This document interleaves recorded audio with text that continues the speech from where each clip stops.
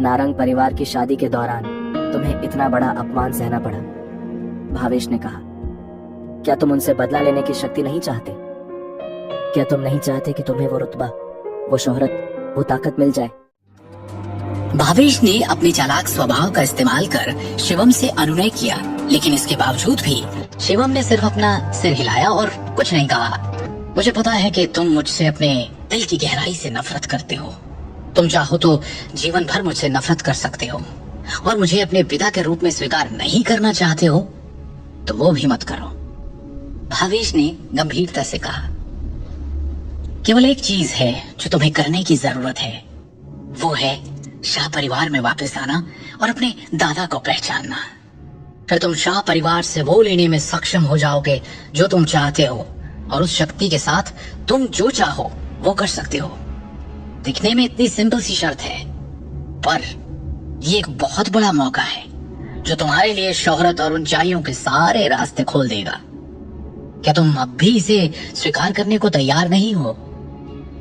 शिवम ने स्पष्ट रूप से कहा, मुझे आपकी सहायता की कोई जरूरत नहीं है।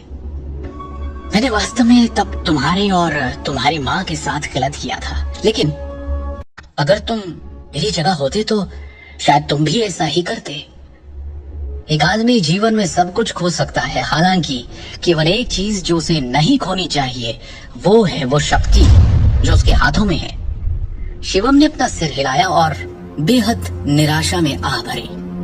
पूरे 1 दशक के बाद भी भावेश को अभी भी उसने उसके और उसकी माँ के साथ जो किया उसके लिए किसी प्रकार का पछतावा या अपराध बोध महसूस नहीं हो रहा था। शिवम ने खड़े होकर जाने से पहले कहा, मैं वापस जाने और अपने दादाजी से मिलने का समय चुनूंगा। हालांकि शाह परिवार के मामले का मुझसे कोई लेना देना नहीं है। ठीक है, तुम जा सकते हो।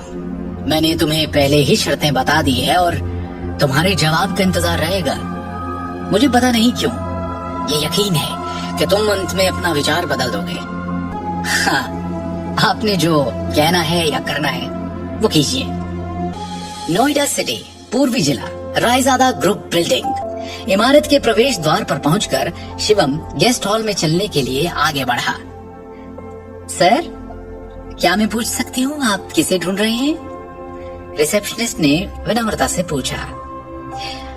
मैं आपके डायरेक्टर नितिन रायजादा से मिलने आया हूँ, शिवम ने शांति से कहा। आप डायरेक्टर रायजादा से मिलने आए हैं? क्या आपके पास अपॉइंटमेंट है? उस रिसेप्शनिस्ट ने फिर पूछा। कैजुअल स्ट्रीट वियर टाइप के कपड़े पहने शिवम किसी ऐसे व्यक्ति की तरह नहीं दिख रहा था जिसके पास डायरेक्टर नितिन रायजादा जैसे बड़े आदमी से बात करने की योग्यता भी हो। मिलना तो दूर की बात थी। आप उन्हें सिर्फ मेरा एक मैसेज दे दीजिए और जैसा मैं कह रहा हूँ बिल्कुल आप वैसा ही उनसे कहिए।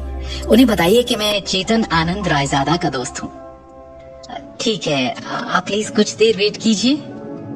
भवन के दूसरी ओर डायरेक्टर के ऑफिस में एक असाधारण स्वभाव वाला एक मध्यम आयु वर्ग का व्यक्ति कुछ डॉक्यूमेंट्स और फाइल्स की जांच कर रहा था। कम इन। अनुमति मिलने के बाद एक युवा पुरुष सेक्रेटरी ऑफिस के अंदर आया और उसने नर्म तरीके से सम्मान पूर्वक कहा, डायरेक्टर सर, फ्रंट डेस्क से मैसेज आया है कि कोई आपको ढूंढ रहा है। Front desk?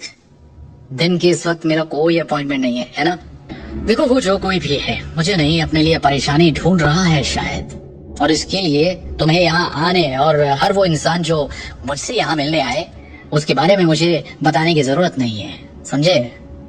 सर वो एक्चुअली, सेक्रेटरी थोड़ा सा हिचकिचाया और फिर उसने कहा, सर उस आदमी ने आपको एक मैसेज देने के लिए कहा है। उसने कहा है कि वो किसी चेतन आनंद रायजादा का दोस्त है।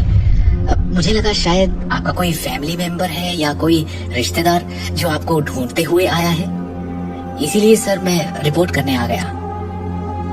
चेतन आनंद रायजादा?